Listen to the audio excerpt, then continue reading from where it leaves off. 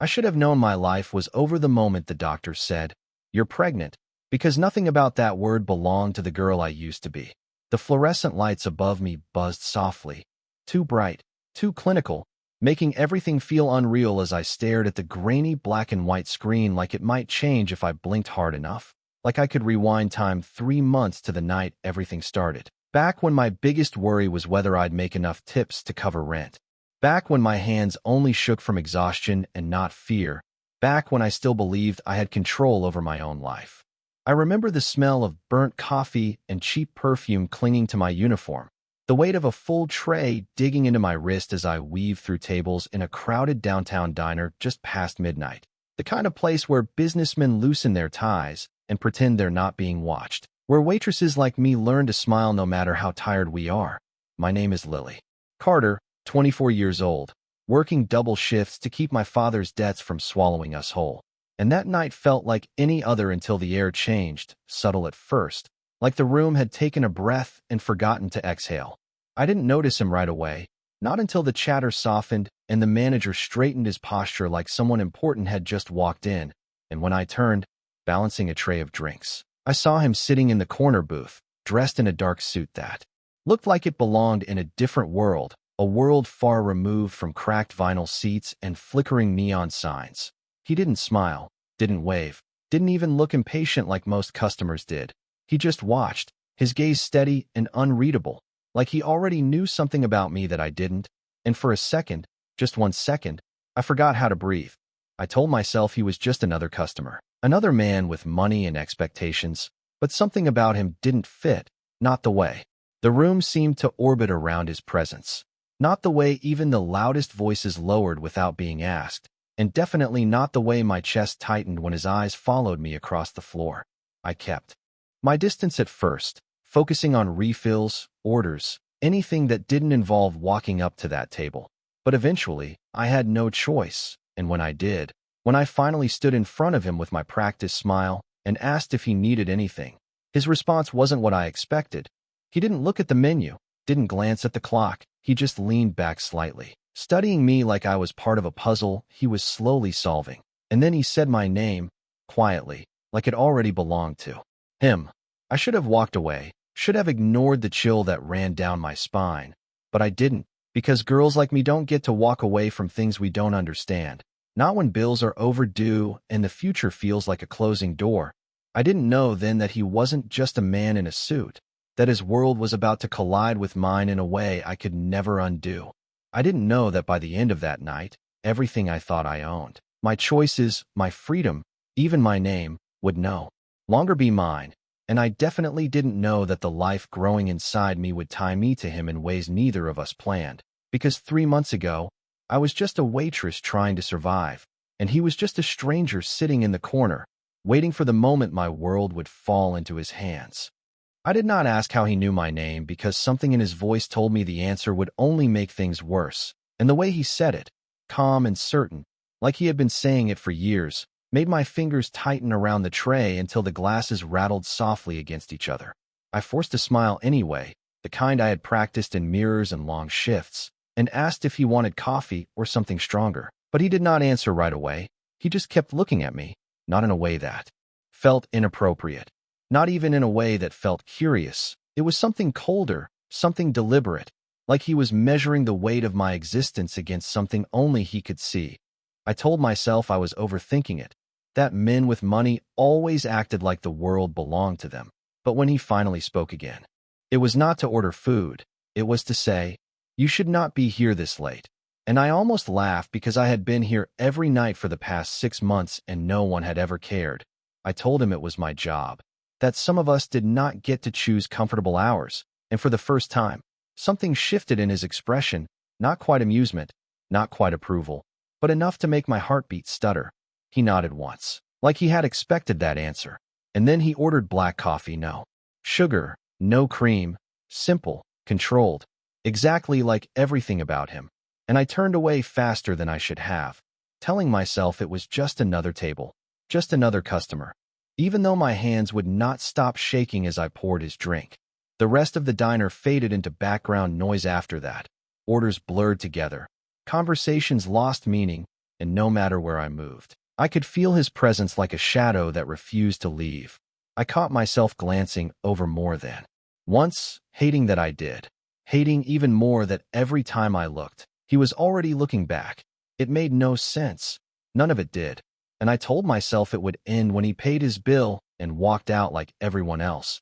But that illusion shattered just after 1 in the morning when the front door opened again and the cold air that rushed in carried something heavier than the night. Something that made the manager go pale and step aside without a word. I followed his gaze and saw 2 men enter, both dressed in dark suits that mirrored the one in the corner booth, both scanning the room with quiet precision. And without thinking, I looked back at him. And that was when I understood, not fully, not clearly, but enough to know that he was not just another customer, that whatever world he came from did not end at the edge of this diner. He stood slowly, setting a few crisp bills on the table without checking the total, without asking for change. And when he walked past me, close enough that I could catch the faint scent of something expensive and unfamiliar, he paused for half a second, just long enough to say, "Go home early tonight, Lily." And then he was gone, leaving the door to swing shut behind him, leaving the room to breathe again like it had been holding its breath the entire time. I stood there longer than I should have, staring at the empty space where he had been, trying to convince myself it was nothing, that I was imagining things, that men like him did not cross paths with girls like me more than once. But deep down, somewhere I did not want to acknowledge, I felt it, the quiet certainty that this was not over, that whatever had just started would follow me beyond the diner, beyond this night, into places I could not escape. And I did not yet realize that by the time I stepped outside into the cold and reached for my keys, my life had already begun to change in ways I could not undo. The cold hit me the second I stepped outside, sharp and unforgiving, like the night itself was trying to wake me up from whatever strange moment I had just lived through. And for a second, I just stood there on the sidewalk, staring at the empty street, my breath visible in the air as I tried to shake off the feeling that something had shifted in a way I could not see. I told myself I was being dramatic, that men like him walked into places like that all the time, that rich people had strange habits and stranger manners. But my hand still trembled as I fumbled for my keys, the metal slipping once, twice, before I finally managed to unlock my car. The engine coughed to life, familiar and imperfect, grounding me in something real, something normal, and I clung to that as I pulled out of the parking lot, forcing my thoughts back to bills, to grocery lists, to everything that made sense. By the time I reached my apartment building, a narrow 3-story place with flickering hallway, lights and peeling paint, I had almost convinced myself the night was already fading into memory, just another story I would forget by morning. Almost. The hallway smelled like old carpet and someone else's cooking, the same as always, and I climbed the stairs slowly, each step creaking under my weight, each sound echoing louder than it should have in the quiet. I was halfway down the corridor when I saw the light under my door, brighter than I remembered leaving it, and something in my chest tightened again, subtle but undeniable. I told myself I had probably forgotten to turn it off, that I had been distracted, that exhaustion made people careless, but my steps slowed anyway, my fingers curling around my keys like they might somehow protect me from whatever waited on the other side. When I pushed the door open, the first thing I noticed was the silence, not the comforting kind, but the kind that felt placed there on purpose, like a room holding its breath. Then I saw my father sitting at the small kitchen table, his shoulders hunched, his hands wrapped around a glass he was not drinking from. And across from him, sitting with perfect stillness like he had always belonged there, was Adrian Blackwood. He did not look out of place, not even in our cramped apartment with its mismatched furniture and worn edges. If anything, the room seemed to adjust around him, like it understood it was not the most important thing anymore. My heart dropped so fast it almost hurt, because this was not coincidence. This was not chance. This was something deliberate, something planned, and the way my father would not meet my eyes told me everything I needed to know before a single word was spoken. Adrian's gaze lifted to me slowly, calm, measured, the same look he had given me at the diner, except now it felt heavier, like it carried consequences I could not yet name. "You took your time," he said, his voice quiet but filling the entire space, and I realized then that the night had not ended when he walked out of the diner. It had only followed me home. I stepped inside carefully, closing the door behind me with a soft click that sounded louder than it should have. My eyes moving between him and my father, searching for something, anything that would make this make sense, but all I found was tension, thick and suffocating. "What is this?" I asked, my voice steadier than I felt, and my father flinched like the question itself had weight. Adrian did not answer right away. He simply leaned back slightly, his expression unreadable, his presence unshaken, and then he said the one thing that made everything else fall into place whether I wanted it to or not. "Your father owes me a debt, Lily." And the way he said it made it clear that whatever came next was not a conversation. It was a decision that had already been made. The word debt did not sound like a number when he said it. It sounded like a verdict, something already decided, something that had been waiting for me long before I walked through that door. And for a second, I just stood there, my hand still on the handle, trying to process how a normal night had turned into this, how the man from the corner booth was now sitting in my kitchen like he owned it. "How much?" I asked, because that was the only thing that made sense. Numbers could be solved, numbers could be worked through, but my father let out a broken sound that was not quite a laugh and not quite a warning, and he shook his head slowly without looking at me. Adrian's eyes never left my face as he answered, calm, measured, "More than you can pay." And something in the way he said it made my stomach drop because it was not a challenge. It was a statement.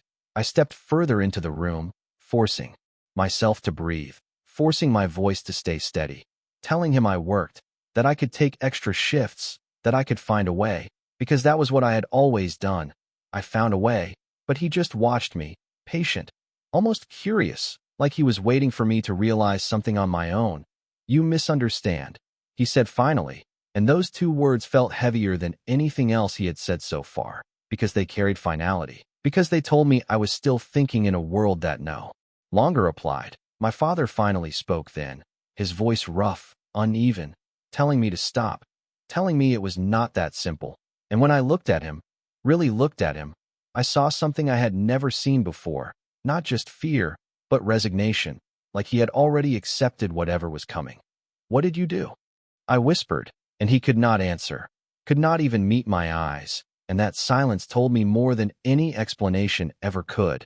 Adrian leaned forward slightly, resting his hands on the table, his presence filling the space without effort, and when he spoke again, his voice was softer, but somehow even more dangerous. "Your father made an agreement he could not keep." And then he paused, just long enough for the words to settle, just long enough for me to understand that this was not about money anymore. My chest tightened as realization began to creep in, slow and cold, because if it was not about money, then there was only one other thing it could be. "There has to be another way," I said, even though part of me already knew there was not. And for the first time, something shifted in his expression, not sympathy, not kindness, but something closer to interest, like he appreciated the attempt. "There is," he said, and the room seemed to go completely still around those two words, my father's hand tightening around the glass, my own breath catching as I waited for him to continue. Adrian's gaze held mine as he spoke, steady and unrelenting. "I do not collect the same debt." Twice, and then, after a brief pause that felt like it stretched forever, he added, "I collect what matters," and I felt it then, the moment everything tilted, the moment the ground beneath my feet shifted in a way that could not be undone, because when his eyes moved, just slightly, just enough to make his meaning clear without saying it outright, I understood exactly what he was asking for, and exactly how little choice I actually had. I should have said no. That is the part that still haunts me, not because I did not understand what he was asking, but because I understood it too well and still felt my resolve slipping under the weight of everything pressing down on me. The unpaid bills, the quiet shame in my father's silence, the way the room itself seemed to shrink around his presence. "No," I said anyway, the word leaving my mouth before I could stop it, sharp and fragile at the same time, like it might shatter if anyone touched it. And for a moment, just a moment, I thought that would be enough, that he would stand up and walk away, and this nightmare would dissolve into something I could pretend never happened. But Adrian did not move, did not react the way normal people did. When they were refused, he simply watched me, calm and steady, as if my answer had been expected, already accounted for in whatever plan he had set into motion long before tonight. "You can refuse," he said quietly, and those 3 words almost sounded like freedom until he continued. "But the consequences will not change." And the air seemed to leave the room all at once, because that was the part he did not need to explain. That was the part my father already understood, the part that had him sitting there like a man waiting for a sentence to be carried out. I looked at my father then, searching for something, anything, a denial, a protest, a sign that this was not real, but all I found was guilt, heavy and suffocating, the kind that does not ask for forgiveness because it knows it does not deserve it. "You promised me," I whispered, my voice breaking despite my effort to hold it together, and he flinched again, his hands shaking as he finally spoke, telling me he had tried, telling me things had gotten out of control, telling me he thought he could fix it before it reached this point. And every word only made it worse because it confirmed what I already knew, that this was not a mistake that could be undone. It was a chain reaction that had finally reached me. Adrian stood then, slow and deliberate, and the movement alone shifted the balance of the room, making everything else feel smaller, less important. As he stepped closer, not invading, not forcing, just closing the distance enough that I could feel the quiet authority in the space between us. "This is not punishment," he said, and his voice was softer now, almost measured in a different way. "This is an exchange," and I wanted to laugh at that, wanted to tell him there was nothing equal about what he was asking, but the words stayed trapped somewhere between my chest and my throat. "You would be protected," he continued, as if listing terms in a contract, provided for, removed from everything that put you at risk before tonight. And the way he said it made it sound almost reasonable, almost like an opportunity instead of a sentence. And that was what scared me the most, not the demand itself, but how easily he made it sound like something I could accept. I shook my head, stepping back instinctively, but there was nowhere to go, nowhere in that apartment that felt safe anymore, because safety had never really been part of my life, not like this. "And if I do not agree?" I asked, even though I already knew the answer, and he did not hesitate, did not soften the truth or dress it up in anything kinder. He simply met my eyes and said, "Then you will carry a burden that was never yours to begin with." And that was when it hit me, fully and completely, that this was not a choice between yes and no. It was a choice between 2 outcomes I could not escape. And the only difference was which one I would have to live with when everything else was taken away. Silence stretched between us after his words, heavy and suffocating, and I realized there was no version of this conversation where I walked away unchanged, no version where I went back to being the girl who worried about tips and rent instead of decisions that felt like contracts with consequences I could not see. My heart was racing so fast it made my chest ache, but my mind, strangely, began to slow, like it was trying to protect me by turning everything into something logical, something I could survive. I looked at Adrian again, really looked this time, not just at the expensive suit or the calm authority, but at the way he stood there without pressure, without raising his voice, as if he did not need to force anything because the outcome had already been decided by the circumstances themselves. "If I agree," I said slowly, each word deliberate, "this ends? The debt is gone." And for the first time, he nodded without hesitation, a single, precise movement that carried more certainty than any promise I had ever heard. "Completely," he replied, and there was no doubt in his tone, no room for negotiation or hidden meaning, just a finality that made my stomach twist because it meant this was real, this was happening. I glanced at my father again, hoping for something, anything, but he still could not meet my eyes. And that was the moment I understood that whatever I chose next, I would be choosing it alone. I swallowed hard, my throat dry, my hands curling into fists at my sides as I tried to hold on to the last pieces of control I had left. "And I keep my life?" I asked, though even as I said it, I knew how fragile that question sounded, how little it meant in a situation like this. Adrian's gaze did not waver as he answered, "Your life will change." And something about the honesty in that response made it harder to breathe, because he was not trying to soften it, not trying to make it easier. He was telling me exactly what I was stepping into. I closed my eyes for a second, just a second, and in that brief darkness I saw everything I was about to lose. The small apartment, the late nights at the diner, the fragile independence I had fought so hard to keep. And then I saw my father sitting at that table, broken under the weight of something he could not fix, and I understood that this choice was never just about me. When I opened my eyes again, the room felt different, sharper, like the edges of everything had been defined in a way they had not been before. And I realized that fear had already done its job. It had shown me what I could not escape. Now all that was left was deciding how I would face it. "Okay," I said, the word barely more than a breath at first, and then stronger the second time. "Okay." And the moment it left my mouth, something shifted, not just in the room, but inside me, like a door had closed quietly behind me without the chance to turn back. Adrian did not smile, did not celebrate. He simply inclined his head slightly, acknowledging the decision like it had always been the expected outcome, and then he reached into his jacket and placed a folded document on the table, the paper crisp and deliberate, like everything else about him. "Then we proceed," he said, and those 3 words carried a weight that settled deep in my chest, because I understood now that agreeing was not the end of anything. It was the beginning of something I did not yet understand, something that would reshape everything I thought I knew about my life, my choices, and the man who now stood in the center of it all.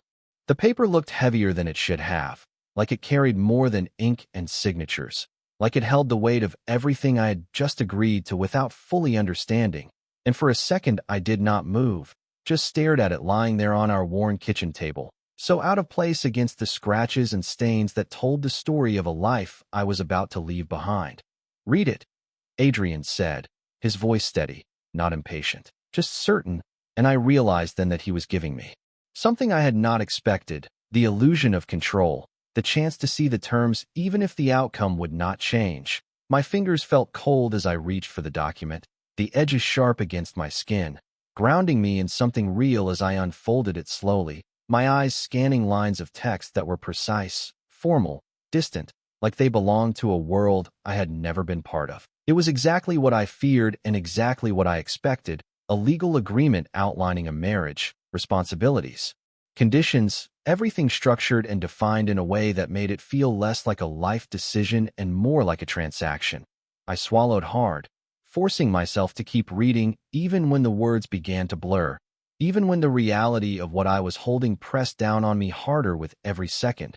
There were clauses about residence, about security, about discretion, about things I had never had to think about before, and nowhere in those lines did it mention love, or choice, or anything that resembled the life I had imagined for myself. "You can take your time," Adrian added, and I almost laughed at that, not because it was funny, but because time was the one thing I did not have, not anymore.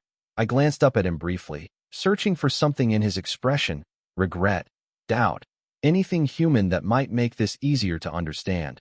But his face remained composed, controlled, like this was simply another decision among many, another arrangement in a world built on agreements. Instead of emotions, "What happens after I sign?" I asked, my voice quieter now, not because I was unsure of the question, but because I was starting to understand that the answer would define everything. "That came next. You leave with me," he replied without hesitation, and those 4 words landed with a finality that made my chest tighten again, because they meant immediate, they meant now, they meant there was no transition, no gradual shift, just a clean break from everything I had known. I looked around the apartment then, really looked at the chipped counter, the narrow hallway, the door that had never quite closed properly, and I realized how small it all felt compared to what I was stepping into, how fragile it had always been even before tonight. My gaze lingered on my father for a moment longer, hoping for something, but he still could not meet my eyes, and that silence was its own answer, its own confirmation that this was the only path left. I exhaled slowly, trying to steady my hands as I folded the paper back along its crease. The decision already made, even if I had not physically confirmed it yet, because saying yes had already changed everything. Adrian stepped closer again, not rushing, not forcing, simply present in a way that made it impossible to ignore him. And when he placed a pen beside the document, it felt like the final piece falling into place. I hesitated for one last second, one last breath, and then I picked it up, the weight of it unfamiliar in my hand as I pressed the tip against the paper, my name forming in slow, deliberate strokes that did not look like mine anymore. And the moment I finished, the moment the ink settled into the page, I understood something with absolute clarity. I had not just signed an agreement. I had crossed into a life where nothing would ever belong to me in the same way again. The sound of the pen leaving the paper felt louder than it should have, like something final snapping into place. And for a moment, I just stared at my own signature, the letters slightly uneven, like even my hand had hesitated at the last second, like it knew this was not just ink, but a line I could never cross back over. Adrian reached for the document without urgency, folding it with the same precise movements he seemed to apply to everything, as if this was routine for him, as if lives shifting in an instant was just another part of his world, and somehow that made it harder to breathe. "We leave now," he said, not a command, not raised, just stated, and I realized there was no time to process, no time to pack, no time to say goodbye in any meaningful way, because this was not a transition, it was a replacement. I looked at my father one last time, searching his face for something that would make this easier, an apology, a reason, anything. But all I saw was regret sitting heavy in his eyes, the kind that comes too late to change anything. And I understood then that whatever bond we had left would not survive this night in the same way. I turned away before I could say something I would not be able to take back, before the weight of it all settled too deep. And instead I walked toward the door with nothing but the clothes I was wearing and the quiet knowledge that everything else I owned had just become irrelevant. The hallway felt different now, narrower, quieter, like it was already fading into something distant. And when we stepped outside, the cold air hit again, sharper this time. But it did not wake me up the way it had before, because there was nothing left to wake up from. A black car waited at the curb, engine running, sleek and silent in a way that made my old car feel like a memory from another life. And one of the men from earlier opened the door without a word, his movements efficient, practiced, like this was a scene that had played out many times before. I hesitated for half a second, my hand hovering near the door, because stepping inside felt like crossing another line, one I could not pretend was temporary. But Adrian's presence behind me was steady, unyielding, and without turning, he said quietly, "There is nothing for you here anymore." And I knew he was not just talking about the apartment. I slid into the seat, the leather cool against my skin, the interior dim and quiet, insulated from the world outside in a way that felt unnatural, like I had already been removed from everything familiar. The door closed with a soft, final sound, and a second later, Adrian entered from the other side, settling into place with the same calm control, as if this was exactly where he belonged. The car began to move before I even realized it, the city lights passing by in blurred reflections against the window, and I found myself staring at them, trying to memorize something, anything, because I had a feeling I would not see this version of my life again. Minutes passed in silence, heavy but not uncomfortable in the way I expected, just filled with unspoken understanding, and finally, unable to hold it in any longer, I turned slightly toward him and asked the question that had been building since the moment I signed. "Why me?" My voice softer than before, not defiant, not broken, just searching. Adrian did not answer immediately, his gaze fixed ahead as the city unfolded in front of us. And when he finally spoke, his voice was low, measured, carrying something I could not quite define, "Because you were the only option that changed the outcome." And those words settled deep, heavier than anything else he had said, because they meant this was never random, never accidental.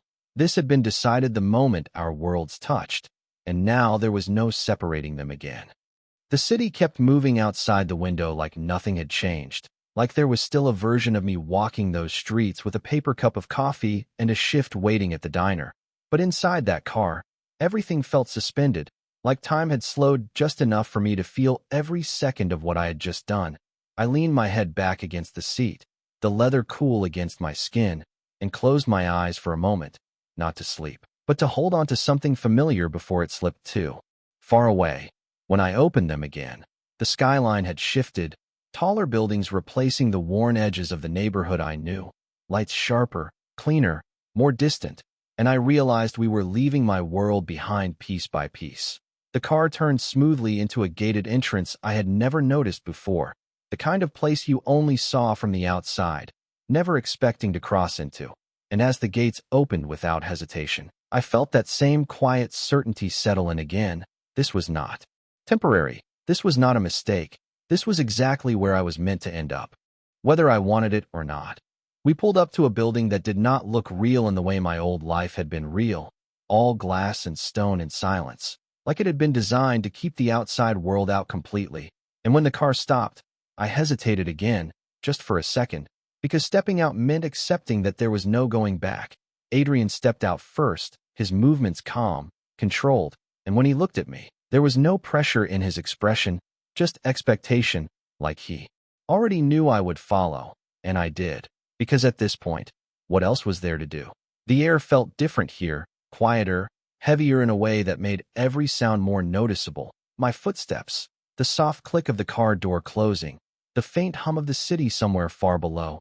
Inside, everything was polished, precise, like every detail had been placed exactly where it belonged. And I suddenly felt out of place in a way I never had before, not because I did not belong in my old life, but because this new one had no space for who I used to be.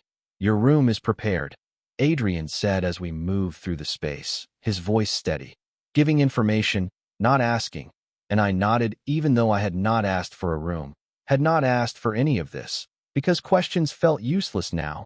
We stopped in front of a door, and for a moment, neither of us moved, the silence stretching just long enough for something unspoken to settle between us.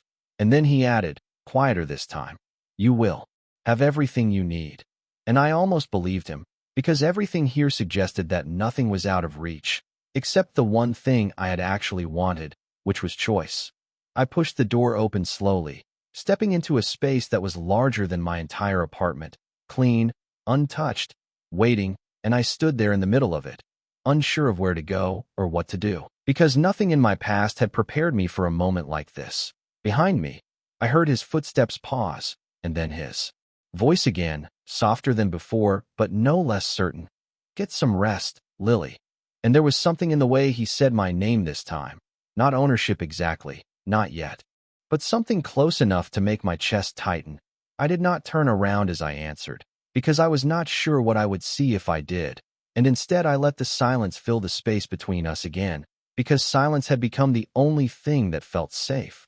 When the door closed behind him, the sound was quiet, almost gentle, but it echoed through the room like a final note, and I stood there alone, in a life that did not feel like mine, with a future I had not chosen, and the growing realization that somewhere between that diner and this room, I had stopped being the girl who could walk away and become someone who had to learn how to survive in a world where even my own name sounded different when he said it.